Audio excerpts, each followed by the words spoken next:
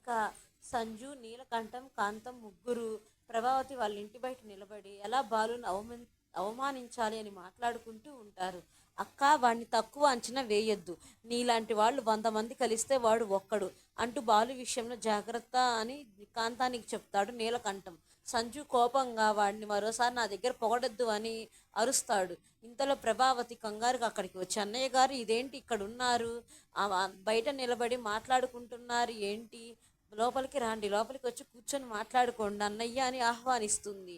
వెంటనే కాంతం అందుకుంటుంది. ఏమ్మా, ఆ డొక్కు సోఫాలో కూర్చోవాలా? అయినా వచ్చి ఇంతసేపు అయ్యింది, కూల్ డ్రింక్ అయినా ఇచ్చావా ఏంటి ఇంటల్లుడికి అని తిట్టేసి వెంటనే నీలకంఠంతో, రే నువ్వు సంబంధం చేసుకున్నావురా తమ్ముడు, నువ్వు నీ కొడుక్కి 2 రోజులు ఇక్కడే ఉంటే పూల కొట్టులో కూడా నిన్ను కూర్చోబెట్టి అమ్మేసేలా ఉన్నారురా వీళ్ళు, దాంట్లో లోపలికి రాండి అని తిట్టుకుంటూ పోతుంది కాంతం. వెనకే వెళ్ళిపోతారు సంజు, నీలకంఠం. ప్రభావతి మనసు చివుక్కుమంటుంది. ఇదేంటి, నా కుటుంబాన్ని నేను అన్న మాటలన్నీ గోడ కొట్టిన బంతిలా నాకొచ్చి తగులుతున్నాయి అని అనుకుంటాను విసుగ్గా ఈ బాలుగాడు ఆఖరికి నన్ను పూలకొట్టు ఓనర్ని చేశాడు. ఛ, అయ్యో నా కర్మ అని తల బాదుకొని లోపలికి వెళ్తుంది ప్రభావతి. అందులో కూడా బాలునే తిట్టుకోవటం ఈ ప్రభావతి స్పెషల్ కాబోలు. ఇక లోపలికి వచ్చి కూర్చున్నా కూడా కాంతం కావాలని పుస్తెల తాడు కొన్నారంటావా, ఇంకా కాలక్షేపం చేస్తారంటావా తమ్ముడు అని అందరికీ వినిపించేలా మాట్లాడుతుంది. వెంటనే మీనా పుస్తెల తాడు మిమ్మల్ని ఫంక్షన్కి పిలుస్తాము లోపల ఉందని చెబుతుంది కోపంగా. వెంటనే నీలకంఠంతో కాంతం, గదిలో ఉందంటారా, లేకుండా ఏదో ఒకటి చేద్దాంలే అని అంటుంది. ఇక ప్లాన్ ప్రకారం అవమానించాలని వచ్చిన సంజు కూడా అవకాశం చిక్కినప్పుడల్లా మాటలు అంటూ కాంతాన్ని మా మాటలనొద్దని ఆపుతున్నట్లుగా నటిస్తూ ఉంటాడు. ఇక భోజనాలు వడ్డించే దగ్గర కూడా కాంతం రెచ్చిపోతుంది. ప్రభావతి ముందు శృతి వేషాలు చూసి చూసి ముందు కాంతం అతను తొక్కాలని ఉంది. బాలు నిజంగానే వీళ్ళని తరిమేస్తే బాగుండు అంటుంది కోపంగా.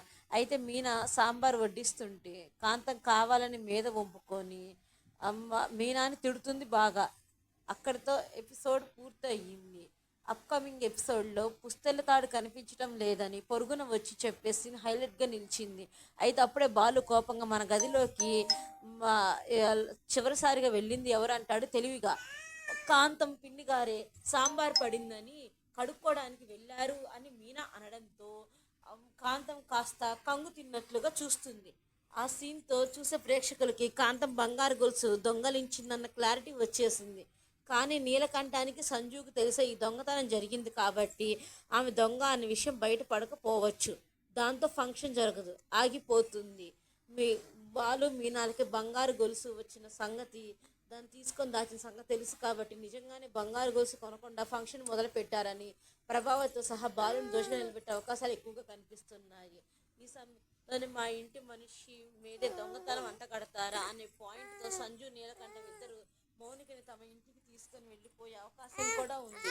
ఈ గొడవ సాధారణంగా నీకు పుట్టిని శాశ్వతంగా దూరం చేస్తానని మౌనికతో సంజు చేసిన ఛాలెంజ్ కూడా నెరవేరుతుంది. అయితే బాలు తెలివిగా వెళ్ళిపోతున్నప్పుడు కాంతం కింద పడేలా కానీ తెలిసే ప్రయత్నం చేస్తే కాంతం చేస్తున్న తప్పు బయటపడే అవకాశం ఉంటుంది. అప్పుడే సంజు, నీలకంఠం మంచి వాళ్ళు నటిస్తూ కాంతానికి చివాట్లు పెట్టి ఫంక్షన్ జరిపిస్తారు కాబోలు. మరిన్ని వివరాలు తరువాయి భాగంలో చూద్దాం.